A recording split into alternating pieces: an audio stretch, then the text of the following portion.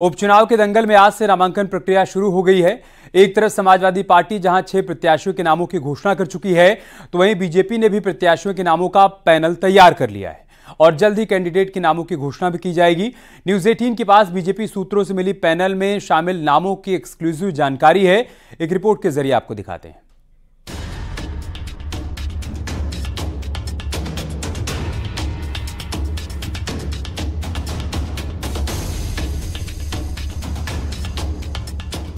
UP में विधानसभा की 9 सीटों पर 13 नवंबर को उपचुनाव के लिए वोटिंग होनी है, जिसके लिए आज से उपचुनाव के लिए नामांकन प्रक्रिया शुरू हो गई है।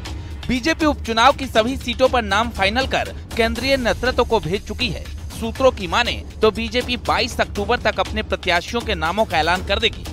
अगले कुछ दिनों में यूपी में विधानसभा के उपचुनाव के नामों पर अंतिम मुहर लगाने के लिए केंद्रीय चुनाव समिति की बैठक होनी है। उपचुनाव की तैयारियों में जुटी भारतीय जनता पार्टी अपनी पूरी ताकत झोंके हुए है और बीजेपी प्रत्याशी चयन को लेकर काफी गंभीर है। भारतीय जनता पार्टी ने जो प्रत्याशियों का चयन किया है इन उपचुनाव की सीटों पर, वो जातीय समीकरणों को ध्यान में रखकर किया गया है। दरअसल जो उपचुनाव की सीटें हैं, जातीय लिहाज से इन सीटों पर निर्णायक वोट बैंक है। उपचुनाव में बीजेपी ने यूपी से जो संभावित प्रत्याशियों का पैनल तैयार किया है, न्यूज़ 18 के पास उसकी एक्सक्लूसिव जानकारी है। कटेहरी विधानसभा सीट से धर्मराज निषाद का नाम है। अवधेश द्विवेदी का भी नाम पैनल में है। करहल विधानसभा सीट से संघमित्रा मौर्य का नाम, सलोनी बघेल और अनुजेश प्रताप का नाम भी शामिल है। गाजियाबाद से संजीव शर्मा का नाम। बीजेपी की रणनीति है इस सीट पर ब्राह्मण प्रत्याशी उतारा जाए। सीसामऊ से सुरेश अवस्थी का नाम है। नीतू सिंह और नीरज चतुर्वेदी का नाम भी पैनल में रखा गया है। कुंदरकी से शफाली सिंह का नाम, रामवीर सिंह और मनीष सिंह का नाम भी पैनल में है। खैर विधानसभा सीट से भोला दिवाकर का नाम है।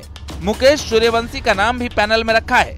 मझवा सीट से निषाद पार्टी अपना प्रत्याशी उतार सकती है। सुचिस्मिता मौर्य और सीएल बिंद का नाम बीजेपी के पैनल में है। फूलपुर से दीपक पटेल का नंबर पहले नंबर पर है। अनिरुद्ध पटेल और कविता पटेल के नाम भी पैनल में शामिल है।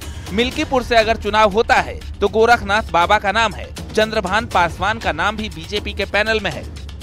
उपचुनाव में प्रत्याशी चयन को लेकर बीजेपी ने जाति समीकरणों का खास ध्यान रखा है। इसके अलावा बीजेपी के पुराने कार्यकर्ताओं को ही प्रत्याशी बनाने पर पार्टी का जोर है, यानी कि बीजेपी में प्रत्याशी चयन में पैराशूट उम्मीदवारों से परहेज किया जाएगा।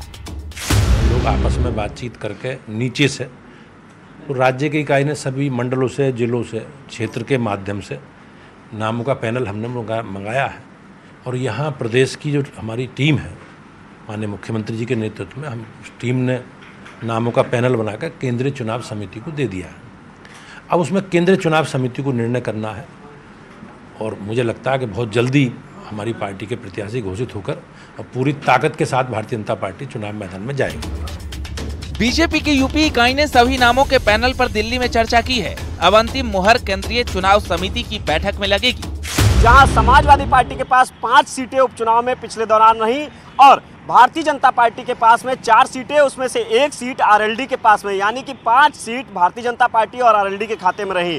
तो ऐसे में भारतीय जनता पार्टी ने प्रत्याशियों के चयन की प्रक्रिया पूरी कर ली है। जल्द ही केंद्रीय नेतृत्व इन प्रत्याशियों के नामों का ऐलान करेगा। कैमरामैन गोपीगिरी के साथ संकेत मिश्रा, न्यूज़ 18 लखनऊ। बीजेपी के संगठनात्मक चुनाव को लेकर पार्टी के राष्ट्रीय चुनाव अधिकारी डॉक्टर के लक्ष्मण ने कहा कि भारतीय जनता पार्टी का संगठनात्मक चुनाव एक पर्व है। जनवरी के आखिर तक भारतीय जनता पार्टी को नया अध्यक्ष मिल जाएगा और साथ ही उन्होंने कहा कि पोलिंग बूथ से लेकर राष्ट्रीय अध्यक्ष तक नए चेहरे सामने आएंगे। हम संगठन पर्व मान के चलते हैं, चुनाव के नजरिए में नहीं देखते, क्योंकि भारतीय जनता पार्टी सभी दलों से भी भिन्न दल है। हम राजनीति सिर्फ सत्ता प्राप्त करने के लिए राजनीति नहीं करते, चुनाव लड़ने के लिए ही नहीं, या विधायक बनना, संसद बनना, या मंत्री बनना, या शासन में आना। सत्ता इसलिए हम चाहते कि गरीब के हित के लिए काम करने के लिए। सदस्यता प्रक्रिया तो लगभग पूरा हो गया। अभी सक्रिय सदस्य अभी जारी है। सक्रिय सदस्य पूरा होते ही पोलिंग बूथ कमेटी, उसके बाद मंडल कमेटी, बाद में जिला और प्रदेश, उसके बाद राष्ट्रीय अध्यक्ष का चुनाव। शायद मेरे अनुभव से जनवरी तक ये पूरा हो जाएगा। ये हमारे संगठन पर्व अभी नया कमिटी जो भी।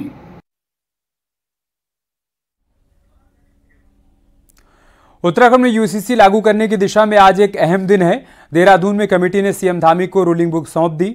रूलिंग बुक के साथ ही मैनुअल बुक भी सीएम पुष्कर सिंह धामी को सौंपी गई है। यूसीसी रूलिंग का ड्राफ्ट अब न्याय विभाग के पास परीक्षण के लिए जाएगा, फिर इसे कैबिनेट में पास करवाया जाएगा। ये 2 वॉल्यूम में यूसीसी की रिपोर्ट और नियमावली तैयार की गई है। 400 पेज की रिपोर्ट और 200 पेज की नियमावली बताई जा रही है।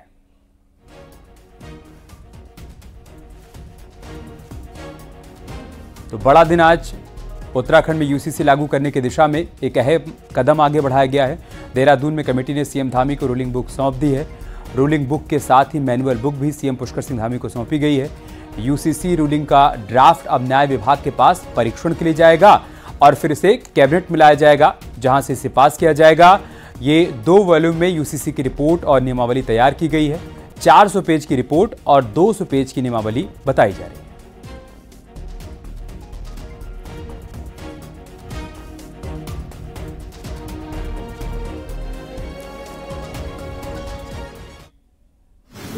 पारित हुआ तो उसमें मैंने कहा था, आज फिर कह रहा हूँ कि सबको समानता मिले, सबको एक समान न्याय मिले और विशेषकर हमारी जो महिलाएं हैं उनके सशक्तिकरण की और सुरक्षा के लिए दोनों को विशेष रूप से ध्यान में रख के ये विधेयक बना है और जल्दी ये विधेयक कार्य रूप में क्रियान्वयन में आने वाला है।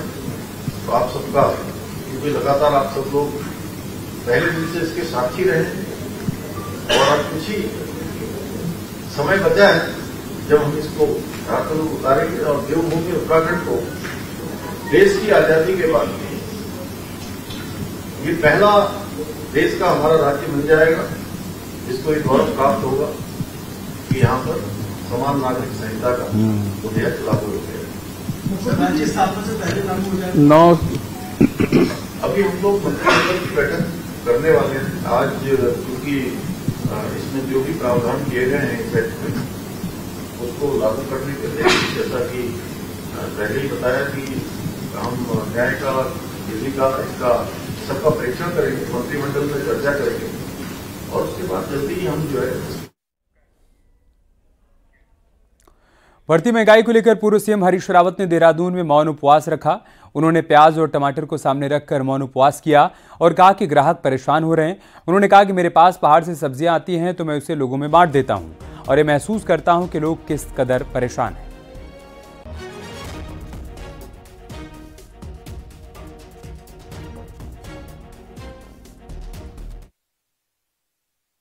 मैं अनुमान लगा सकता हूं कि सामान्य लोग किस तरीके से इस महंगाई का मुकाबला कर रहे होंगे। और मेरे पास तो इस समय सब्जियां इतनी आ जाती हैं पहाड़ों से, मैं उसको बांटता हूं क्योंकि मौसमी सब्जियां लोग मेरे पास भेजते रहते हैं प्रेम स्नेह के मारे। लेकिन मैं दूसरों के बोझ को जो है केवल प्याज से और टमाटर से भी अनुमान लगा ले रहा हूं कितना बोझ लोगों के ऊपर पड़ रहा होगा।